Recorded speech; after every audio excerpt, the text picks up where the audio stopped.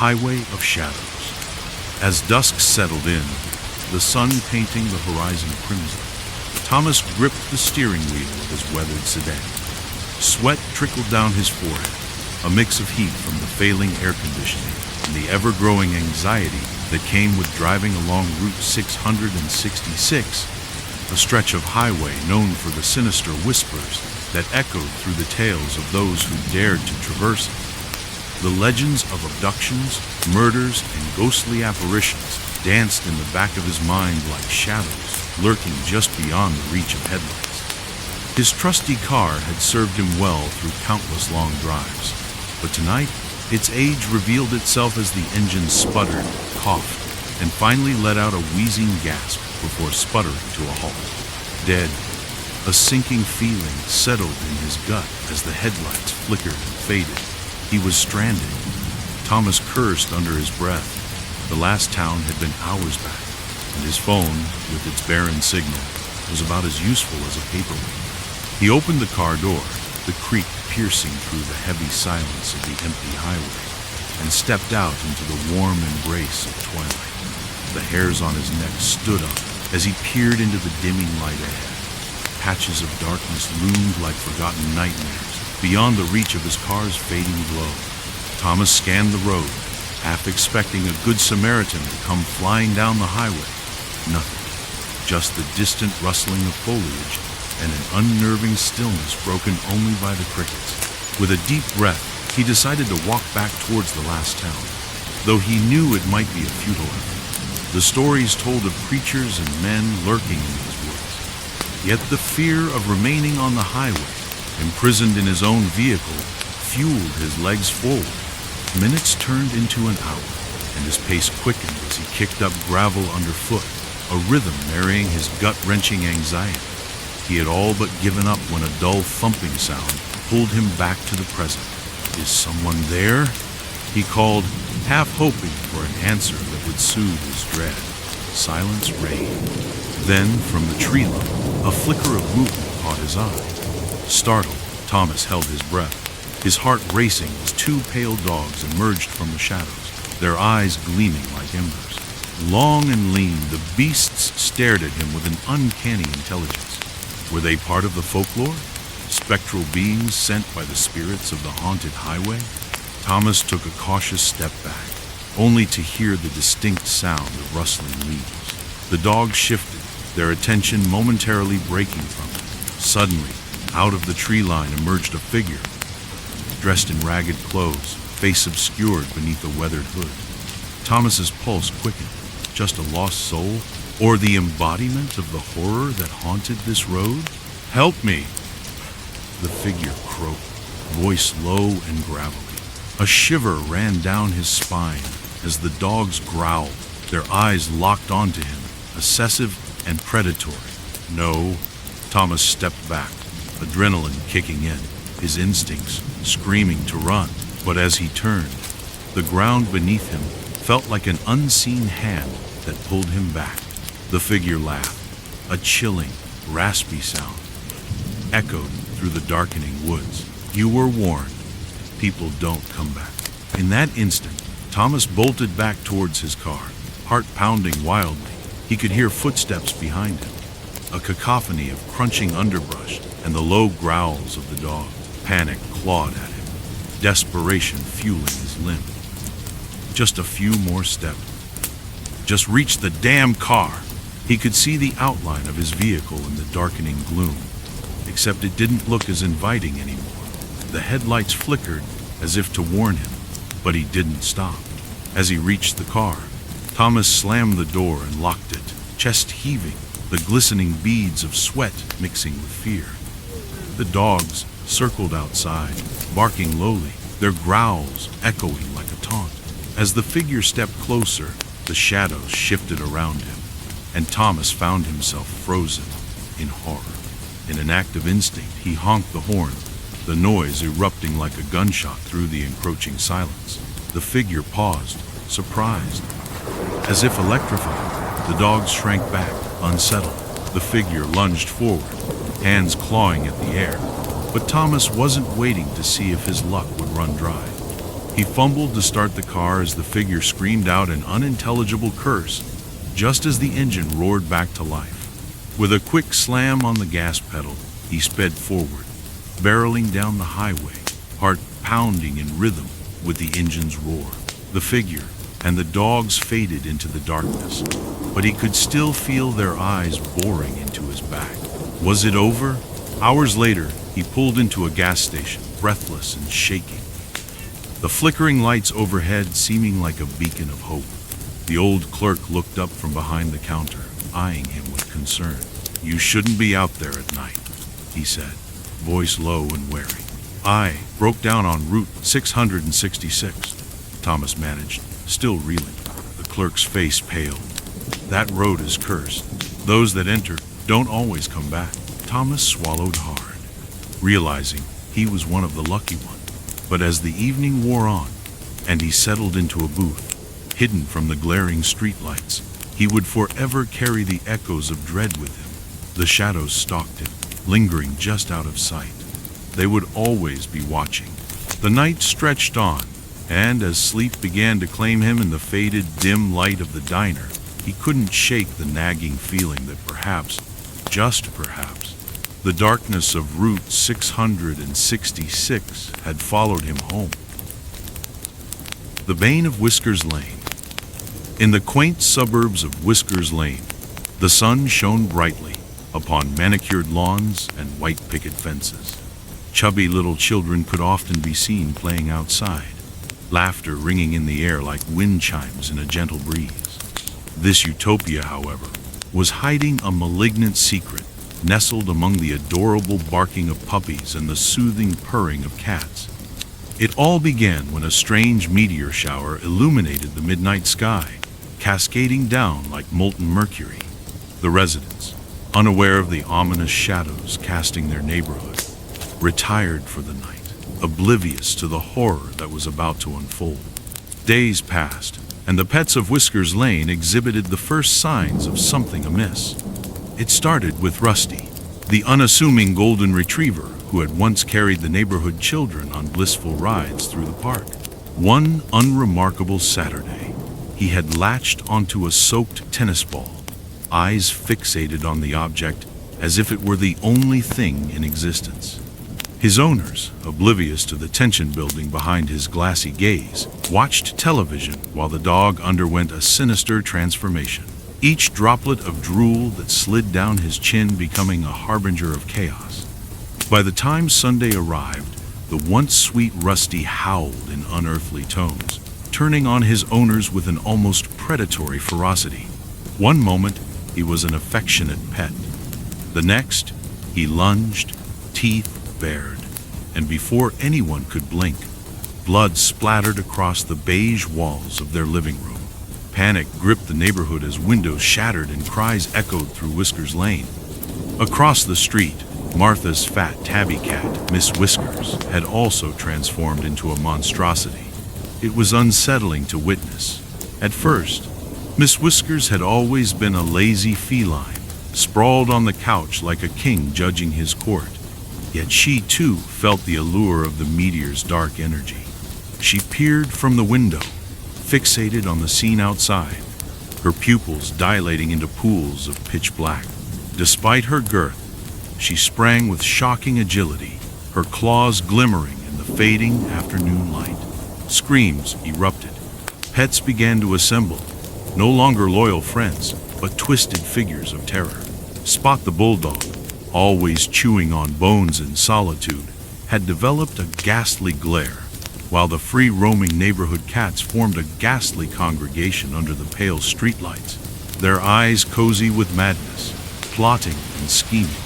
A salty tang of dread washed over the residents as they turned to caution. Yet it was futile to scold or shoo away pets that now hid sinister intentions behind pet-friendly facades. As days turned to weeks, Whiskers Lane evolved into a gale of nightmares. Each house morphed into an eerie portrait of hope dashed. Alex, the local delivery man, made the mistake of continuing his route. As he delivered a parcel late one evening, the gentry's black lab, Duke, burst through the open door. a nightmare masking itself as a pet. The once beloved creature chased him down the street with an otherworldly victim, a low growl emanating from the depths of its throat. Alex's laugh shattered into panic as he stumbled, face first against the pavement, a fanged monster lunging at his back, teeth poised to tear flesh. A stampede followed as pets from homes dove into the night, aroused by the smell of fear.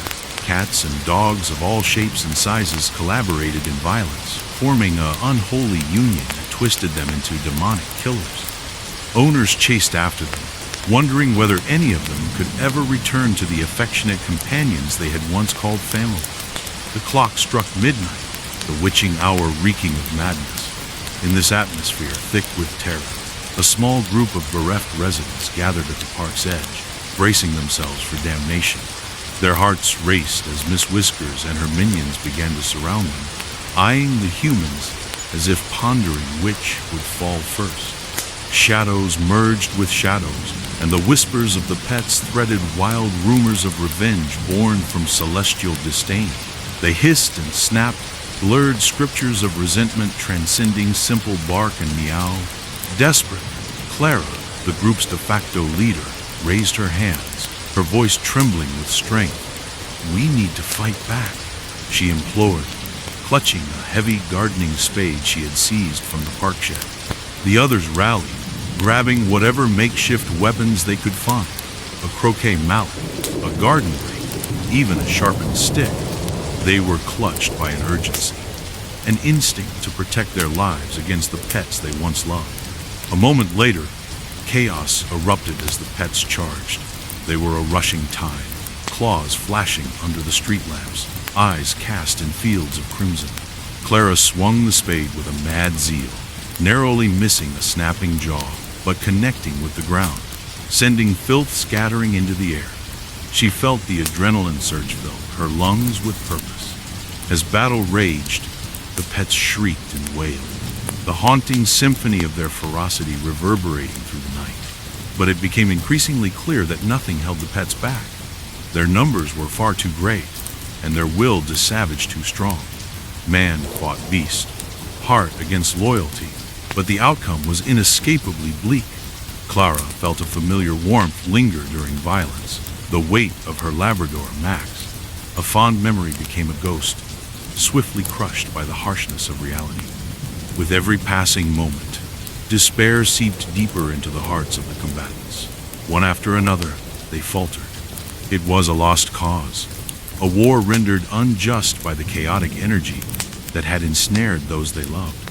As Clara fell to her knees, anything that had once resembled order had given way to a frenzy consumed by bloodlust.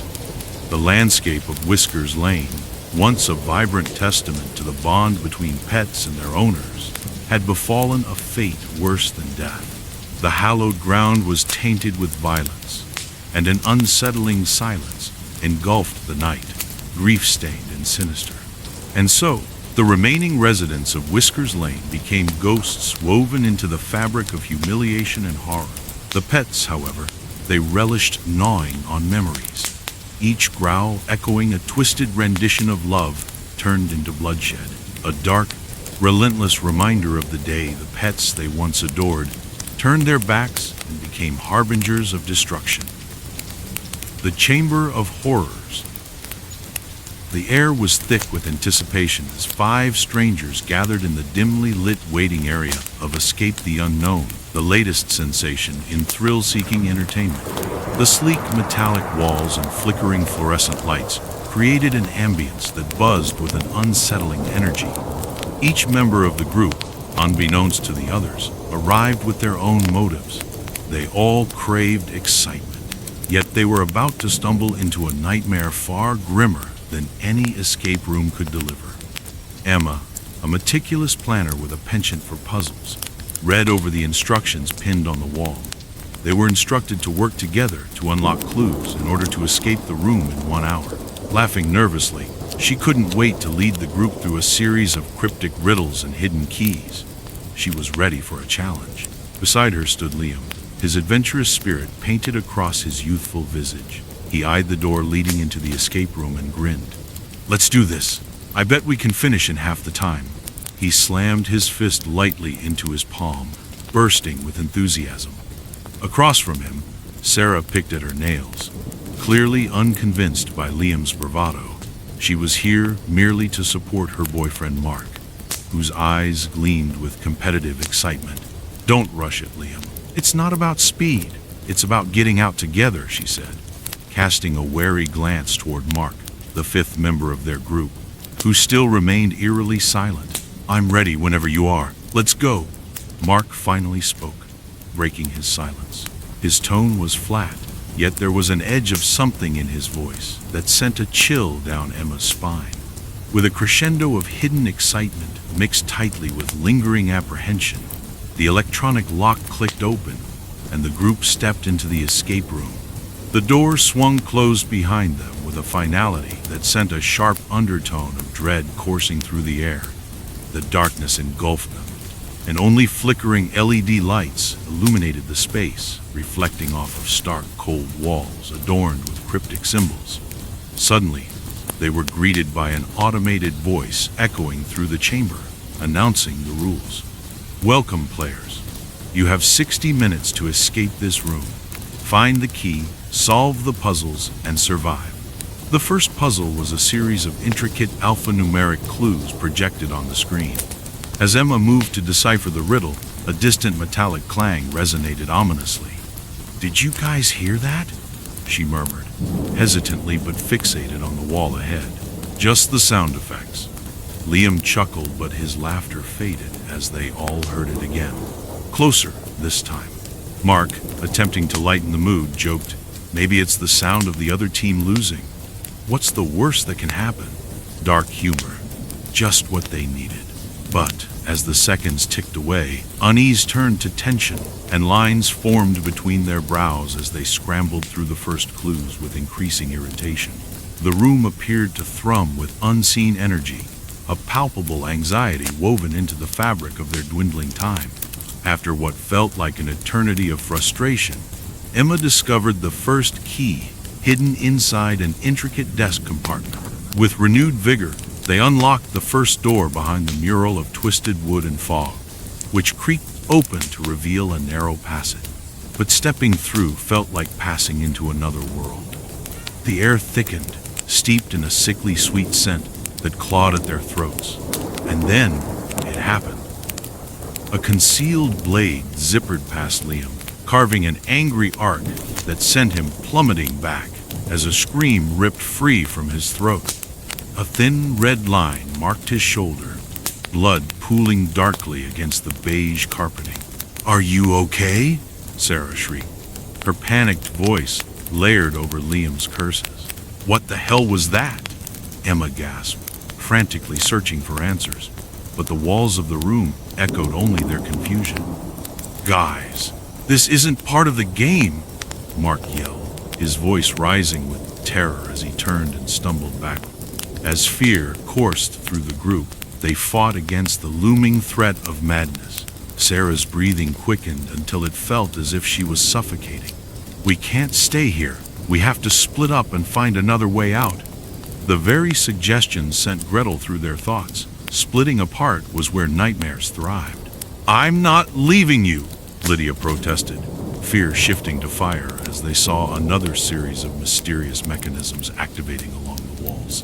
"No, we can't die here," Emma screamed, frantically scanning for a way out.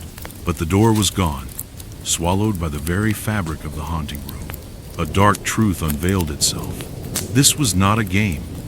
The artificial lights above flickered and dimmed, plunging them into darkness, prompting every primal instinct to kick into overdrive.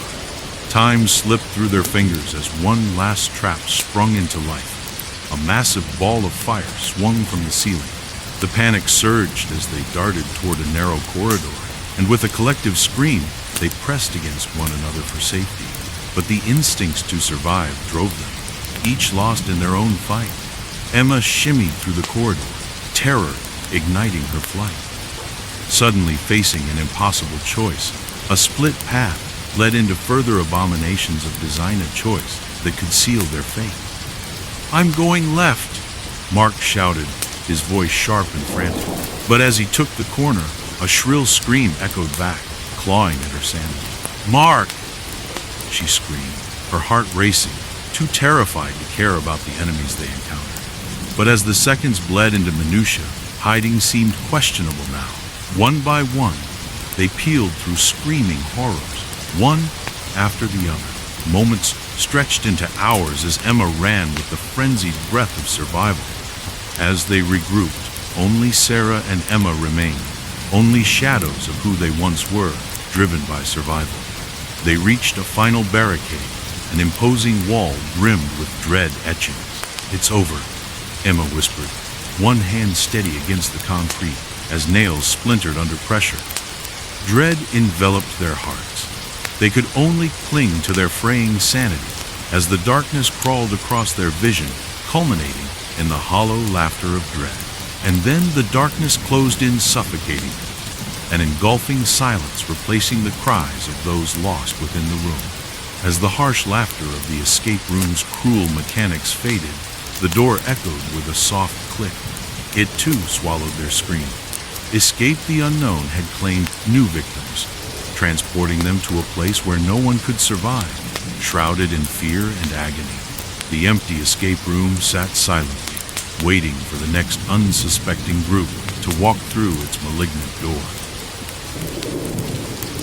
Echoes of the past. In the heart of Crestwood, a sleepy town with its quaint houses and sprawling oak trees, lived the Kylam family. 15 years had passed since the day young Amelia vanished without a trace. It was a night embroidered with the laughter of children, but darkness had suffocated that joy, leaving behind cold silence and a wound that never healed. As the years slipped by, Alana and Richard Kylam, Amelia's parents, were hollow shells of their former selves. They wore the guilt like a second skin, festering beneath their smiles, which had become fragile masks. Each day was a reminder of their failure to protect her, a reminder of that dreadful night when the terrible accident occurred. It all began with a storm, a tempest that raged with a ferocity that was savage and unyielding. That night, when Amelia played hide and seek with the other children in their yard, Alana's laughter echoed in the darkness, a fragile thing dancing dangerously close to despair. The storm rolled in swiftly, swallowing Amelia's excited shrieks and enveloping them in an ominous embrace. Scrunched in a corner of their small living room, Alana and Richard had retreated inward, trying to ride out the tempest as their minds churned with thoughts of what they should have done. "Maybe we should have checked on her," Alana had whispered, cloaked in the suffocating fog of anxiety. "Amelia knows better," Richard had replied, but it was a lie that anchored deep in their hearts. But when the storm had passed, Amelia was gone, just like that.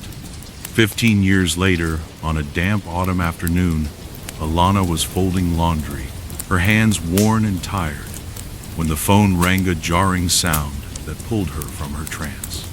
Richard answered it, his face inscribed with confusion. "Hello?" he said, and Alana could hear the tremor in his voice. A voice pulsed through the receiver, smooth yet distorted, wrapping around the room like a creeping mist. "Mom? Dad?" Alana's heart seized in her chest as she dropped a shirt, her eyes wide and glistening with unshed tears. Richard went pale, stepping back as if the voice had some tangible form, like the dark clouds that had haunted their home since that pivotal night. It was a woman's voice, tempered with a hint of laughter, and eerily reminiscent of Amelia's. "Honey, is that you?" Alana gasped, her voice trembling.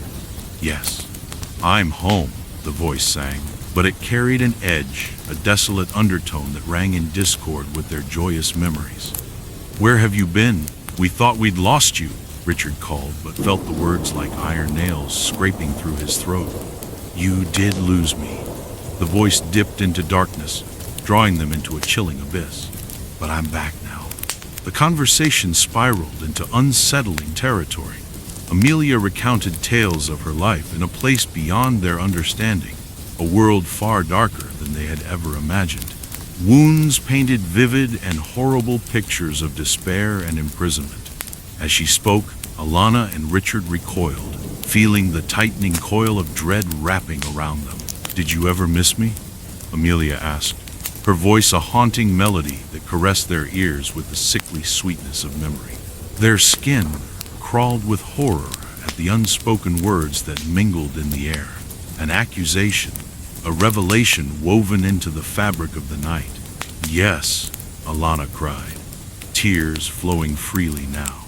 "Every single day, every single day," Amelia echoed, and shock bristled the air.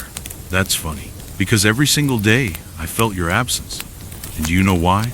Richard's heart raced, panic squeezing sharply as an old secret clawed its way out of a long-buried grave within their consciousness. "Because you wanted me to go away. You made it happen." The truth lay heavy on their tongues, like dust settling on forgotten memories. That night, the truth they had buried deep, with repeating nightmares and shivering confessions exchanged between bed covers, had found its way out. They remembered the crash, how Alana, in a moment of panic, had pressed down on the accelerator when Amelia had run in front of the car. They remembered the silence that had fallen after the aftermath, a chilling quiet that had demanded they bury the truth, hide the horror from prying eyes. It was not the storm that had swallowed Amelia whole. It was them. "I loved you both," Amelia whispered, echoing the heartache in her voice. Both familiar and alien. Then her tone shifted, the sweet familiar sound twisted into something cold. "But I learned how to survive, and now you'll pay." With every word, shadows loomed closer, filling the room with the scent of decay and lost dreams. The walls began to close in, the air thickening as if the weight of their sins pressed heavily against them. Frantically, Richard shouted into the receiver, "No, it can't be you. You can't be here." But the voice grew louder, drowning them in a swell of anger and forgiveness mingled, a cacophony of haunting echoes spilling from the phone. "I am here, Dad. I never left. You just closed the door." The line went dead, but the chaos had just begun. The following days became a hazy blur of terror as shadows flickered around every corner. Alana began receiving notes, handwritten messages that echoed Amelia's childish scrawl. Each letter a twisted reminder of the life they destroyed. Each letter soaked in the fear they had spawned. Richard started seeing fleeting glimpses. A childlike figure in the corner of his eye, a laugh that echoed chillingly through vacant halls. They could hear whispers in the dead of night. Amelia's laughter intermingled with the derisive cackle of something dark and terrible, an entity that had claimed Amelia as its own. The more they fought to deny it, the more it unfolded. A darkness enveloped their home, consuming their hearts and minds, until they were driven deep into a pit of hopelessness, a prison of their own design. The following days became a hazy blur of terror, as shadows flickered around every corner. Alana began receiving notes, handwritten messages that echoed Amelia's childish scrawl. Each letter a twisted reminder of the life they destroyed. Each letter soaked in the fear they had spawned. Richard started seeing fleeting glimpses. A childlike figure in the corner of his eye, a laugh that echoed chillingly through vacant halls. They could hear whispers in the dead of night. Amelia's laughter intermingled with the derisive cackle of something dark and terrible, an entity that had claimed Amelia as its own. The more they fought to deny it, the more it unfolded. A darkness enveloped their home, consuming their hearts and minds, until they were driven deep into a pit of hopelessness, a prison of their own design. In Crestwood, a new legend took shape. The tale of the Kylum family, who had not only lost a daughter, but had also lost their souls. Over the years, the echoes of Amelia lingered long after the storm had passed. Once, they had found solace in a loving home. Now they wandered the grieving winds as hollow souls, forever bound to the horror of their own making, haunted by the daughter they had killed, never to be free.